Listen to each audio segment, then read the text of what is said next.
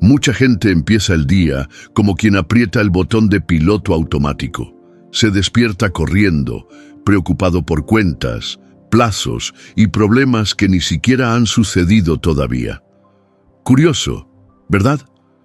Tenemos relojes, agendas, aplicaciones de productividad, y aún así falta la paz que realmente organiza el corazón. Y es aquí donde surge una paradoja poderosa. Cuanto más intentamos controlar todo, más ansiosos nos volvemos. Tal vez ya lo hayas sentido, despertar cansado incluso antes de que empiece el día. Pues bien, lo que pocos entienden es que existe un secreto espiritual capaz de transformar por completo la manera en que enfrentamos las próximas horas. Esto no es una técnica barata de motivación ni un ritual místico distante. Es algo simple, tan simple que hasta parece polémico. Detenerse, respirar y entregar el día en las manos de Dios antes de dar el primer paso. Suena contraintuitivo, pero justamente ese gesto lo cambia todo, porque cuando oras temprano, no es el mundo el que dicta el ritmo, sino el cielo el que guía tu caminar. Y hoy, juntos, vamos a vivir este momento. Prepárate. Quizá esta sea la oración que más necesitabas escuchar en esta mañana. Hay momentos en que la mente parece un torbellino, pensamientos acelerados, corazón inquieto, como si cada detalle del día fuera una piedra pesada en el bolsillo. Él recordaba una noche en la que la ansiedad no le dejaba dormir, y en ese instante se dio cuenta de algo simple, pero poderoso. Estaba intentando cargar solo lo que nunca fue creado para soportar. Fue como si escuchara en el corazón: «Venid a mí, todos los que estáis trabajados y cargados, y yo os haré descansar». Esa promesa resonaba como un abrazo en palabras. Entregar las preocupaciones a Dios no es huir de ellas, es confiar en que alguien más grande sabe qué hacer. Es como cuando un niño pequeño lleva a su padre un juguete roto. No intenta arreglarlo, simplemente lo entrega, confiado en que las manos del Padre son más hábiles. Y si Dios nos llama a confiar, es porque ya preparó el descanso que nuestra alma necesita, incluso antes de pedirlo. Imagina cargar una mochila enorme, llena de piedras, mientras todos a tu alrededor caminan libres y ligeros. Exactamente así se siente quien intenta vivir sin entregar sus cargas a Dios. Él mismo lo experimentó cuando, en medio de compromisos, deudas y preocupaciones, sentía el cuerpo cansado, como si la vida hubiera perdido su color. Hasta que, en un momento de oración sincera, decidió abrir el corazón y decir: «Señor, ya no puedo solo, toma todo en tus manos». Curiosamente, no fue el problema lo que desapareció de inmediato, sino la manera en que lo percibía. La mochila seguía allí, pero ya no era él quien la cargaba. Era como caminar acompañado de alguien que asumía el peso. Esa entrega lo cambia todo, porque trae paz donde antes solo había tormenta. Y cuanto más aprendemos a descansar en Dios, más claro se vuelve que ningún problema cotidiano es demasiado grande delante de Él. La confianza en Dios no es teórica, se prueba en las pequeñas decisiones diarias.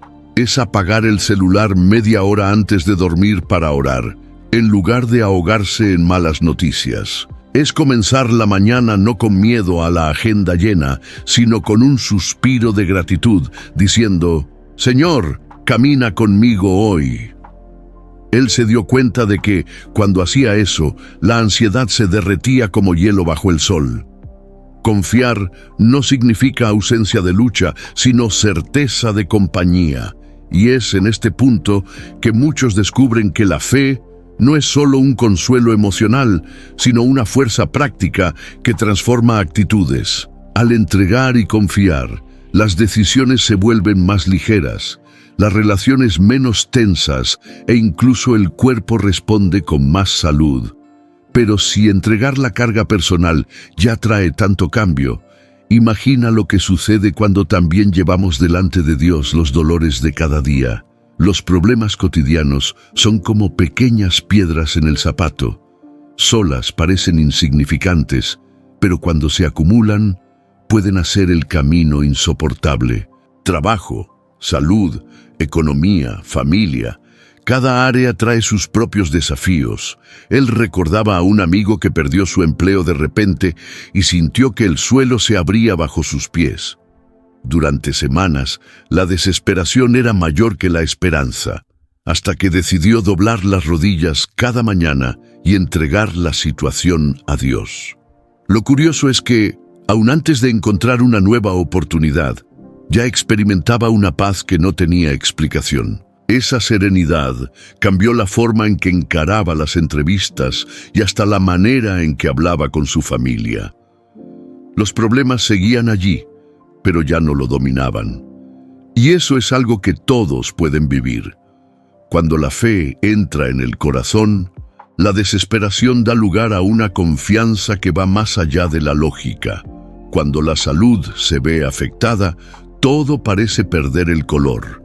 Un simple dolor constante puede drenar la alegría y una enfermedad seria puede robar la esperanza. Pero aquí está el secreto que pocos perciben. Incluso en esas horas existe espacio para que la fe florezca. Él recordaba a una anciana que, aún pasando por sesiones de tratamiento dolorosas, siempre decía: «Hoy será un buen día, porque Dios camina conmigo». Aquella frase repetida con convicción no era ingenuidad, sino un arma espiritual que fortalecía su alma. Y no quedaba allí.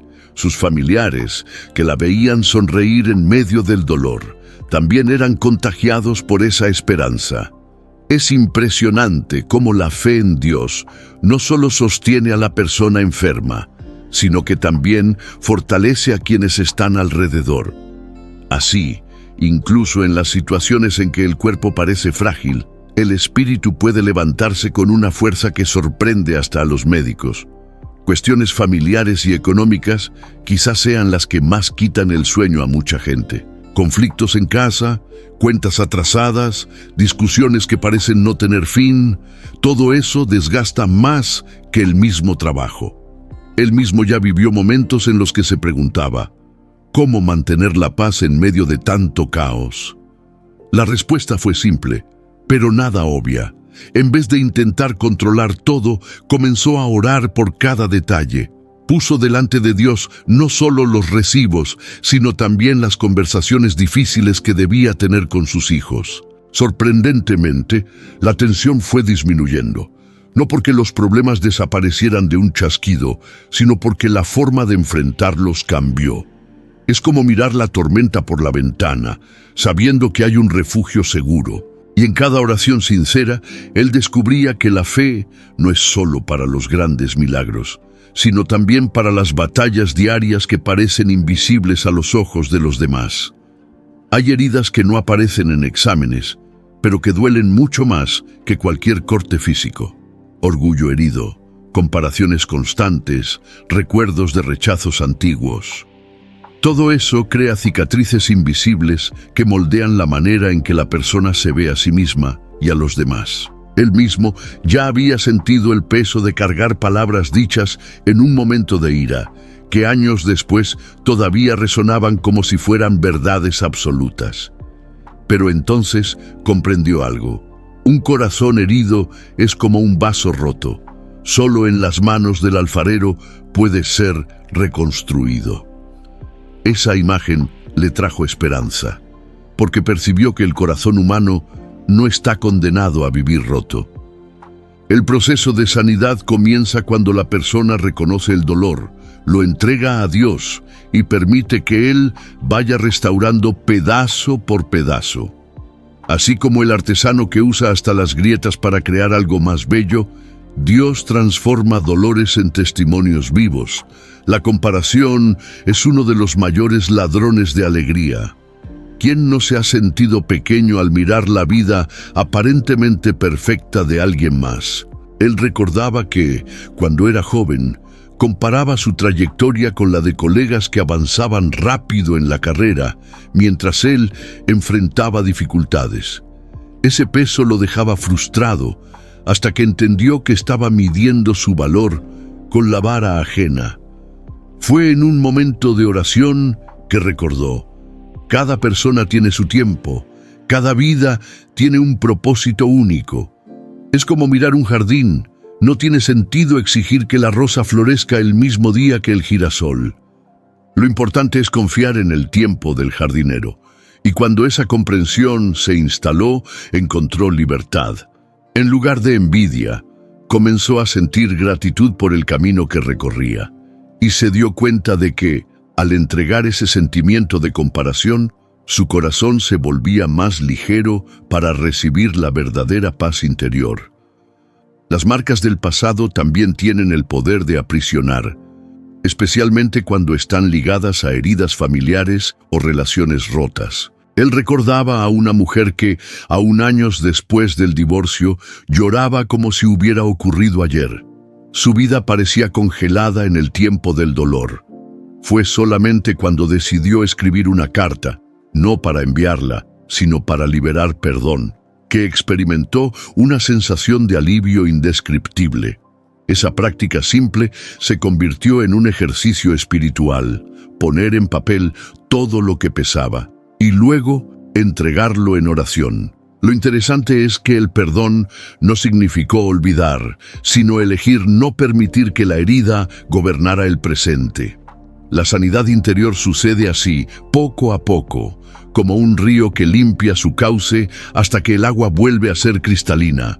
Y, en el fondo, cada paso en esa dirección abre espacio para que nuevas experiencias más ligeras y verdaderas florezcan en el corazón.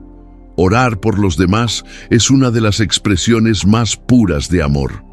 Muchas veces la persona está sumergida en sus propios problemas y piensa: ya tengo tanto que cargar, ¿cómo voy a preocuparme por los demás? Pero justamente ahí está el secreto. Él recordaba una época en la que, en medio de dificultades financieras, fue invitado a orar por un joven que luchaba contra una depresión profunda. Curiosamente, mientras intercedía por aquel muchacho, percibió que su propio dolor parecía menor. Es como cuando alguien da agua a otro sediento y descubre que también sació su propia sed. La intercesión abre espacio para que el corazón no se encierre en sí mismo, sino que se expanda. Cada nombre recordado en oración es como una semilla lanzada al cielo, y esa, aunque no veamos de inmediato el fruto, hay una promesa de que Dios escucha cada súplica, y eso fortalece tanto al que recibe como al que intercede. Hay historias que parecen pequeñas, pero llevan milagros silenciosos.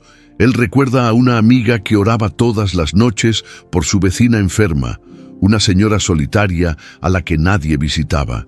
Durante meses, nada cambiaba, pero la amiga no desistió. Hasta que un día, al tocar la puerta de la vecina para llevarle un plato de comida, la encontró sonriendo. El médico había dicho que su recuperación estaba sorprendiendo a todos. La vecina no sabía de la intercesión, pero el cielo sí lo sabía. Esto muestra que la oración del justo puede mucho en sus efectos, incluso cuando parece no haber resultados, y cuando la intercesión se hace en silencio, sin buscar reconocimiento, se vuelve aún más preciosa. Orar por los demás es como construir puentes invisibles. La persona puede que nunca lo note, pero su vida fue sostenida por esas oraciones. Ese es el tipo de gesto que no se borra y que produce frutos eternos. Interceder es también un ejercicio de empatía. Cuando alguien ora por enfermos, huérfanos, refugiados o madres solteras, se pone en el lugar de esas personas y pide a Dios lo que quizás ellas mismas no pueden pedir. Es como prestar la propia voz a quien perdió la fuerza de clamar. Él recuerda una vigilia en la que todos escribieron nombres de personas por las que querían orar, colocándolos en una caja. Días después, surgieron varios testimonios, reconciliaciones, sanidades, puertas abiertas. Fue un recordatorio poderoso de que la oración compartida lleva una fuerza multiplicada. Por eso, interceder no es solo un gesto de bondad, sino una responsabilidad espiritual.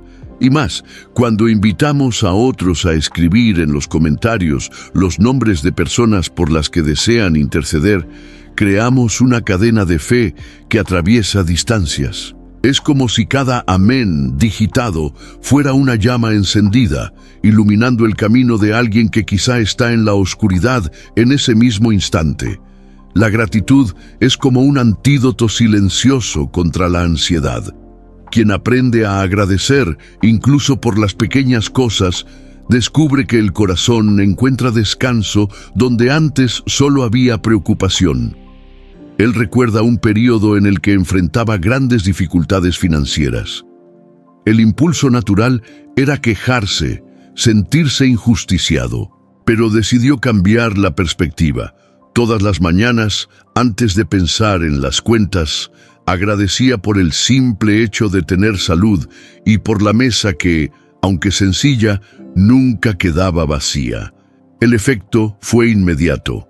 No es que las deudas desaparecieran, pero la mente ya no estaba dominada por la escasez. Es como si la gratitud abriera una ventana en un cuarto oscuro, permitiendo que entrara la luz.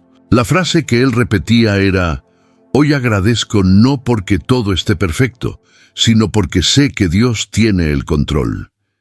Y esa convicción se convirtió en fuerza para continuar, incluso cuando parecía imposible. Es curioso cómo la gratitud cambia incluso la manera en que vemos las pruebas. Una madre una vez dijo que agradecía por las noches mal dormidas, porque significaban que sus hijos estaban vivos. Esa visión, que para muchos parece casi absurda, es en realidad un ejemplo profundo de cómo un corazón agradecido transforma el dolor en adoración. Él también recuerda cuando perdió una oportunidad de trabajo que parecía perfecta.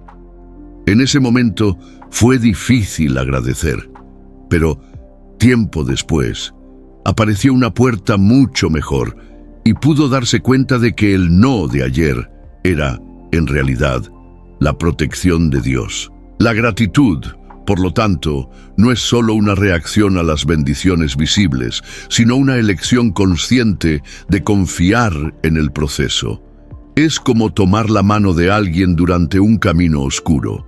No sabemos exactamente dónde termina la carretera, pero sabemos que no estamos solos, y eso basta para fortalecer los pasos y mantener viva la esperanza. Practicar la gratitud es un ejercicio diario. Puede ser tan simple como escribir cada noche 3 motivos para agradecer. Puede ser agradecer por la familia, por un amigo que llama en el momento justo, o incluso por la sonrisa de un desconocido en la calle. Él mismo creó el hábito de anotar en un cuaderno: «Hoy agradezco por...». Con el tiempo, al hojear esas páginas, notó cómo incluso los días grises estaban llenos de pequeñas luces. La gratitud es como una llave que abre puertas que parecían cerradas. La gratitud es como una llave que abre puertas cerradas en el cielo. Quien agradece, incluso antes de recibir, ya vive en un estado de abundancia. Es un cambio de mentalidad tan poderoso que transforma la manera de hablar, de actuar e incluso la postura frente a las personas. Y lo más interesante es que esta práctica constante prepara el corazón para algo aún más profundo: buscar dirección y sabiduría en medio de la rutina. Un día sin dirección de Dios es como navegar sin brújula en un mar agitado. ¿Cuántas veces él mismo tomó decisiones apresuradas, confiando solo en cálculos humanos, y después se dio cuenta de que el camino elegido trajo más dolor que alegría? La sabiduría divina no es solo para grandes cuestiones, sino también para las pequeñas elecciones diarias. ¿Qué decir? ¿Cuándo callar? ¿Con quién gastar tiempo? ¿Cómo organizar el día? Es como la diferencia entre salir de casa con un mapa claro o salir a ciegas. Él recuerda una situación simple.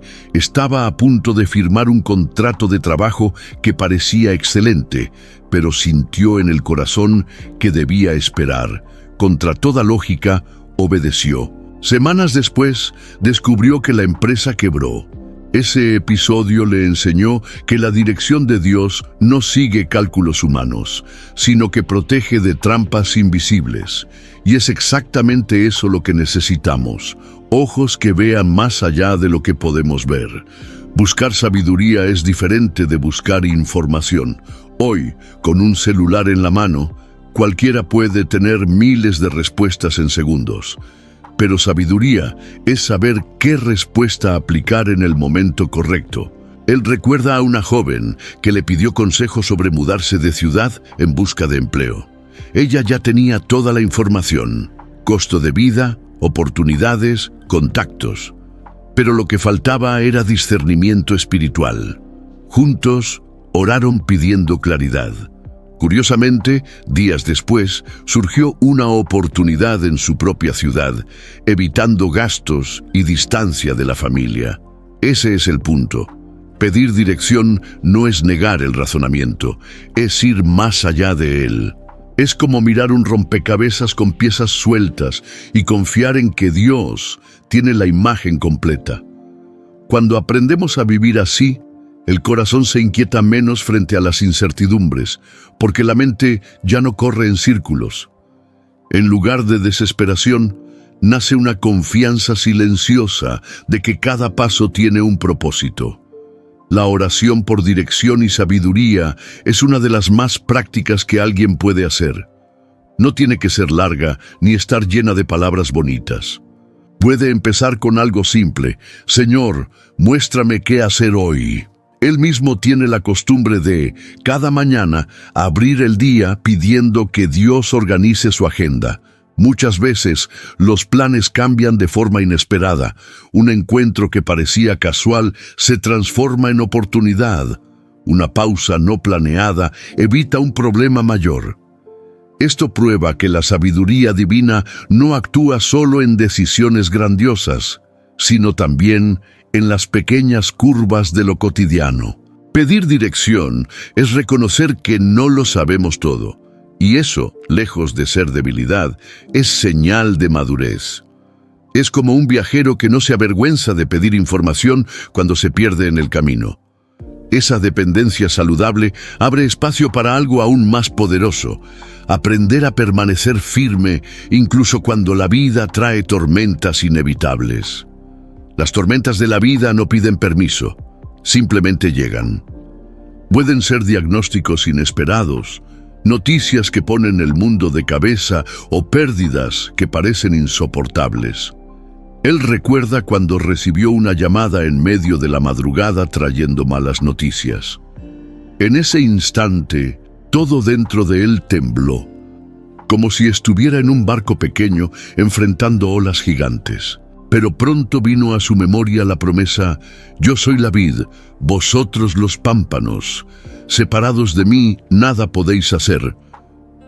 Esa palabra funcionó como un ancla en medio del caos. La tormenta no cesó de inmediato, pero dentro de él nació una fortaleza inesperada. Es como sostener un paraguas frágil y de repente ser cubierto por una muralla invisible. Esa experiencia le mostró que la verdadera paz no depende de la ausencia de tormenta, sino de la presencia de Dios en el corazón. Y quien ya lo ha experimentado sabe, es una calma que desconcierta hasta a los más escépticos. También descubrió que la fortaleza en medio de la tormenta es muchas veces silenciosa. No se trata de gritarle al mundo que uno está bien, sino de vivir un testimonio que habla más fuerte que las palabras. Una vez, una colega de trabajo le comentó: no entiendo cómo puedes estar tan tranquilo con todo lo que estás pasando. Y él sonrió, no porque no sintiera dolor, sino porque sabía que su paz venía de una fuente que no se agotaba. Es como aquella frase que repetía: que nuestra paz en la tormenta sea una predicación silenciosa. Lo curioso es que esa serenidad no solo sostenía su propia alma, sino que también inspiraba a los que estaban alrededor. Es como una vela encendida en un cuarto oscuro. No elimina completamente la oscuridad, pero muestra el camino. Esa fuerza discreta es muchas veces el mayor testimonio que alguien puede ofrecer en tiempos difíciles. La fortaleza en la tormenta no significa ausencia de lágrimas. Al contrario, él ya lloró muchas veces en el silencio de su cuarto, pero cada lágrima derramada en la presencia de Dios se transformaba en oración. Y curiosamente, cuanto más sincero era el llanto, más ligero quedaba el corazón. Es como un niño que corre a los brazos de su padre después de caer. El dolor no desaparece al instante, pero el consuelo lo cambia todo. Aprender a vivir así lo volvió más resiliente, más empático e incluso más esperanzado, porque, al fin de cuentas, la tormenta nunca es eterna. Toda lluvia tiene su momento de cesar, y cuando las nubes finalmente se disipan, la persona descubre que salió más fuerte de lo que entró. Esa es la belleza escondida en las pruebas. El carácter es moldeado, la fe se profundiza y el alma se vuelve inquebrantable. Y cuando se aprende esto, surge el deseo de compartir con otros, la oración que une todos los corazones. Existe una oración que atraviesa siglos, culturas e idiomas, uniendo a cristianos de todo el mundo como si fueran una sola familia, el Padre Nuestro. Él siempre se emocionaba al pensar que mientras pronunciaba esas palabras en el silencio de su habitación, alguien al otro lado del planeta podía estar repitiendo la misma oración. Es como si el cielo recibiera un coro infinito, donde cada voz individual se convierte en parte de una melodía mayor. Lo interesante es que esta oración no es solo un conjunto de frases memorizadas, es una guía completa para la vida.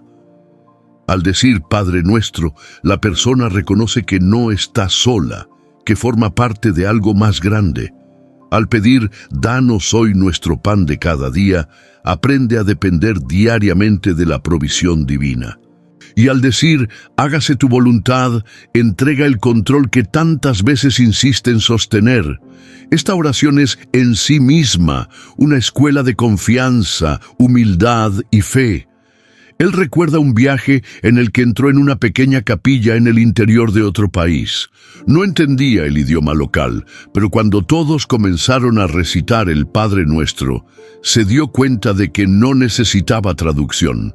Era como si, de repente, la barrera cultural hubiera desaparecido. Esa experiencia le mostró el poder de la oración universal. Conecta a desconocidos en un mismo espíritu. Y eso es lo que hace a esta oración tan poderosa. Cada frase lleva una verdad esencial, que se aplica tanto a un ejecutivo en su rutina estresante como a una madre sencilla que ora antes de dormir. Es como una contraseña secreta que todos pueden usar, sin importar la edad, la posición social o el conocimiento teológico. Por eso, siempre que guía a otros en esta oración, lo hace con voz calma y pausada, para que cada palabra sea saboreada como pan fresco. Al fin y al cabo, no se trata de repetición mecánica, sino de un encuentro vivo con Dios. Al conducir a otros en esta oración, él siempre recuerda que no se trata solo de pedir, sino también de alinear el corazón con el corazón del Padre. Cuando se dice, perdona nuestras ofensas, así como nosotros perdonamos, el alma es confrontada. ¿Cómo pedir perdón si no estamos dispuestos a perdonar? Esa parte, muchas veces, es la más transformadora. Él ya ha visto familias reconciliarse después de rezar juntas el Padre Nuestro, porque las palabras abrieron espacio para diálogos que antes parecían imposibles. Es como un puente que se construye en medio de un abismo. Y lo más hermoso es que, al final, todos se unen en la misma declaración, porque tuyo es el reino, el poder y la gloria por los siglos de los siglos. Esa frase no solo cierra la oración, sino que abre el corazón para seguir viviendo en confianza. Y es ahí donde la jornada de la fe se vuelve práctica día tras día. Y así llegamos al final de esta oración de la mañana. Pero la verdad es que lo que comienza aquí no termina con el amén. Ahora es tu turno de elegir. ¿Vivirás este día cargando solo con tus fardos o caminarás en la ligereza de quien confía en que Dios ya tiene el control? Piensa en esto. ¿Cómo sería tu vida si, en lugar de despertar con prisa y preocupación, despertaras con gratitud y confianza? ¿Cuántos conflictos serían evitados? ¿Cuántos miedos perderían su fuerza? ¿Cuántas puertas se abrirían si aplicases esta simple práctica todos los días? Quiero desafiarte. No guardes esta experiencia solo para ti. Deja en los comentarios lo que Dios habló a tu corazón hoy. Escribe amén como declaración de fe y comparte este video con alguien que amas. Así, no solo recibes, sino que también te conviertes en instrumento de esperanza. Y si aún no formas parte de esta familia de fe, suscríbete ahora al canal y activa las notificaciones. Porque juntos, día tras día, vamos a aprender a vivir con más paz, más propósito y más presencia de Dios. Y recuerda, lo mejor aún está por venir.